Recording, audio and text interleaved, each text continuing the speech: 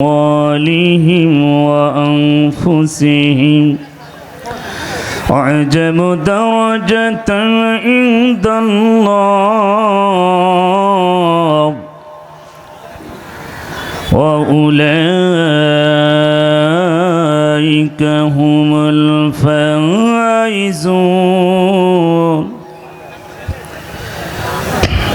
وقال رسول الله صلى الله عليه وسلم الدنيا كلها متاع وخير متاع الدنيا المرأة الصالحة إن الله وملائكته يصلون على النبي يا أيها الذين آمنوا صلوا عليه وسلموا تسليما. اللهم صل على سيدنا مولانا وعلى آل سيدنا. দুনিয়া থাকার জায়গা নয় রে দুনিয়া, দুনিয়া থাকার জায়গা নয়। না ফেরার দেশে যাইবা একদিন ফেসে, না ফেরার দেশে যাইবা একদিন ফেসে, আর তো ফিরে আইবা না রে দুনিয়া, দুনিয়া থাকার জায়গা না, দুনিয়া থাকার জায়গা নয় রে দুনিয়া, দুনিয়া থাকার জায়গা নয়। নাকের কাছে জীবন তোমার, মরণ ঘাড়ের পিছে, পরাণ পাখি দিলে ফাঁকি সবই তোমার মিছে। নাকের কাছে জীবন তোমার, মরণ ঘাড়ের পিছে, পরাণ পাখি দিলে ফাঁকি সবই তোমার মিছে। চোখ বুঝলে একবার তুমি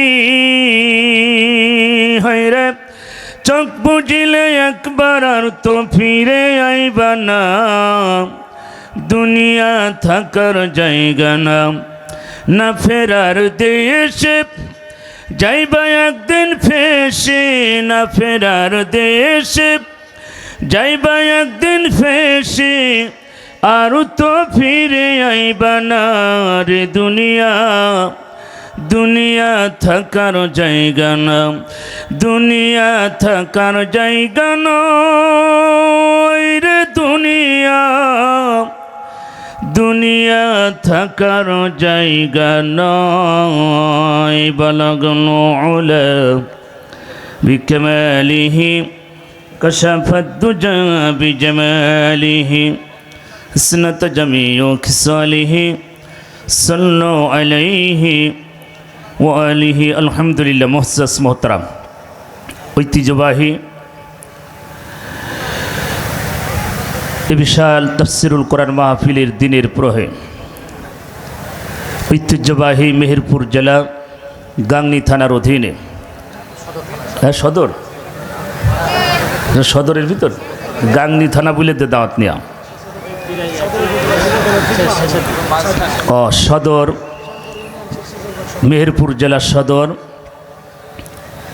শ্যামপুর SKU দাখিল মাদ্রাসা ও হজরত মাইমুনা রাদিয়াল্লাহু তাআলা আনহা মহিলা হাফিজা মাদ্রাসা ও যুব সমাজের উদ্যোগে এ বিশাল তাফসিরুল কোরআন মাহফিল, আজকের এই মাহফিলের সুযোগ্য সুনামধন্য সভাপতি জনাব আলহাজ মোহাম্মদ ইয়াকুব আলী সাহেব, আল্লাহ তার গোলামকে হায়াতে তৈয়বা সিয়াতে কুল্লিয়া দান করুক, সবাই বলেন আমিন। আজকের মাহফিলের বিশেষ অতিথি বাংলাদেশ জামায়াত ইসলামী মেহেরপুর জেলার সম্মানিত আমির মৌলানা মোহাম্মদ তাজউদ্দিন খান আল্লাহ তারি গোলামকে হায়াতে তৈয়বা সিয়াতে কুল্লিয়া দান করুক। সবাই বলেন আমিন। আজকের মাহফিলের প্রধান অতিথি শৈখুল মাশায়েখ, সাবেক সংসদ সদস্য মেহেরপুর 1 জনাব মাসুদ অরুণ, আল্লাহ তারি গোলামকে দ্বীনের জন্য, ইসলামের জন্য কবুল করে নি। আজকের মাহফিলের বিশেষ আলোচকবৃন্দ, আজকের মাহফিলের আমন্ত্রিত অতিথিবৃন্দ, আজকের মাহফিলের প্রধান আকর্ষণ কুষ্টিয়ার কৃতি সন্তান, বাংলাদেশের অহংকার, কারা নির্যাতিত আলেমে দ্বীন, কোটি কোটি যুবকদের আইডল আলহাজ হাফিজ মৌলানা মুফতি আমির হামজা হাফিজাহুল্লাহ, আল্লাহ তারি গোলামকে সুস্থতা দান করুক। সবাই বলেন আমিন। মঞ্চে বসে আছেন জাতির শ্রেষ্ঠ সন্তান ওয়ারাসাতুল আম্বিয়া, নাইবে রাসূল, সামনে বসা দিনদার ইমানদার কোরআন প্রেমিক তাওহীদি জনতা, থেকে থাকলে বিভিন্ন পেশাজীবী, চাকরিজীবী, শ্রমিকজীবী ভাইয়েরা, আরও থেকে থাকলে সরকারি গোয়েন্দা বিভাগের প্রশাসন ভাইয়েরা, জাতির বিবেক সাংবাদিক ভাইয়েরা, থেকে থাকলে পর্দার আড়ালের সম্মানিতা সরলা অবলা, অতি সাধবী, অতি গুণে গুণান্বিতা মা ও বোনেরা, আমরা সর্বপ্রথম সেই মহান মনিবের দরবারে শুকরিয়া আদায় করছি, যেই মহান মনিব আমাদেরকে ভালোবেসে মহাব্বত করে এমন একটি যুগ উপহার দিয়েছেন, এমন একটি জামানা উপহার দিলেন, যেই যুগে আমাদের 15.5 বছর আমাদের বুকের উপর একটা ইন্ডিয়ান পাথর জমা ছিল। যে ইন্ডিয়ান পাথরটি আল্লাহ পাক আমাদেরকে 2024 সালে 5 আগস্টে এই স্বাধীনতার ভিতর দিয়ে রক্তের বিনিময়ে ইন্ডিয়ান পাথরকে ইন্ডিয়ার জায়গায় ফিরিয়ে দিয়েছেন। যে মহান আল্লাহ পাক এত বড় একটি পাথরকে সরাই দিলেন, যেই মহান আল্লাহ পাক 18 কোটি মানুষের বাকশক্তি ফিরিয়ে দিলেন, যে মহান আল্লাহ পাক 18 কোটি মানুষের গণতন্ত্রকে ফিরিয়ে দিলেন, যে মহান আল্লাহ পাক কোরআনের কথা বলার সুযোগ করে দিলেন, সেই মহান আল্লাহ পাকের দরবারে শুকরিয়া। জবান ছেড়ে চিল্লাই বলেন আলহামদুলিল্লাহ। লাখো কোটি দরুদ বিশ্ব মানবতার মুক্তির দেশারি, ঘুণে ধরা সমাজের রাহাবার, আইয়ামে জাহিলিয়া যুগের রাহাবার জনাব মুহাম্মদ রাসূলুল্লাহ, সবাই পড়ি সাল্লাল্লাহু আলাইহি ওয়াসাল্লাম। মাইকম্যান কানের দিকে আর একটু আওয়াজ দেন, একটু ঘোরাই দেন। আমরা পৃথিবীর ইতিহাস পড়েছি, আইয়ামে জাহিলিয়া যুগের ইতিহাস পড়েছিলাম, পড়েন নাই? আপনারা ইতিহাস পড়েন নাই? আইয়ামে জাহিলিয়া যুগের ইতিহাস। রসুলের আগমনের আগে একটি যুগ ছিল, অন্ধকারের যুগ, বর্বরতার যুগ, খুন খারাপির যুগ, লুটপাটের যুগ, সন্ত্রাস, চাঁদাবাজ, ইয়াবা, গাঁজাখোর, মদখোর, নারীখোর। যে যুগে কোনো মানুষের বাকশক্তি ছিল না, গণতন্ত্র ছিল না, এমন একটি যুগের নাম হচ্ছে আইয়ামে জাহিলিয়া যুগ।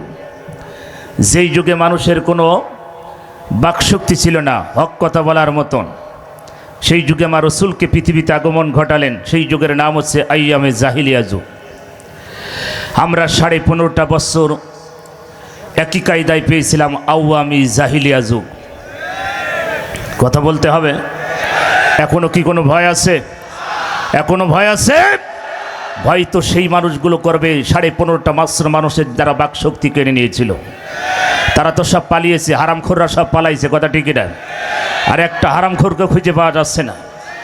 হ্যাঁ সম্মানিত ভাইয়ের আমার, খেলা হবে। কি হবে? খেলা হবে।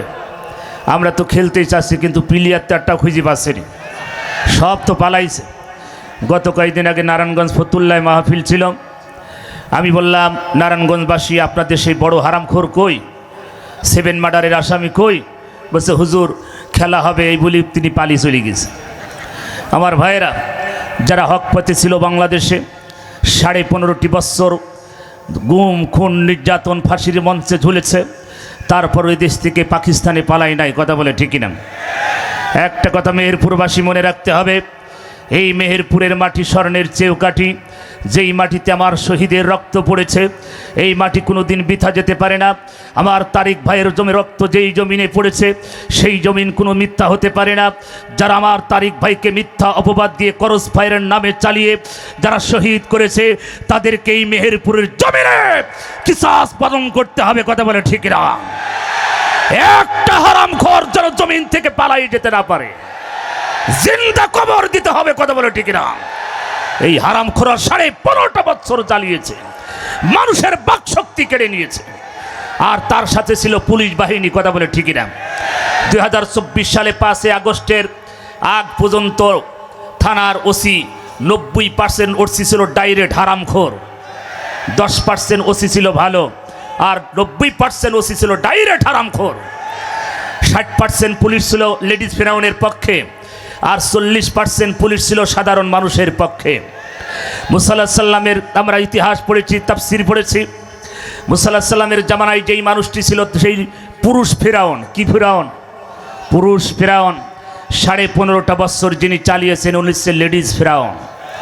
জোরে বলেন, একই কায়দা একই কাজ।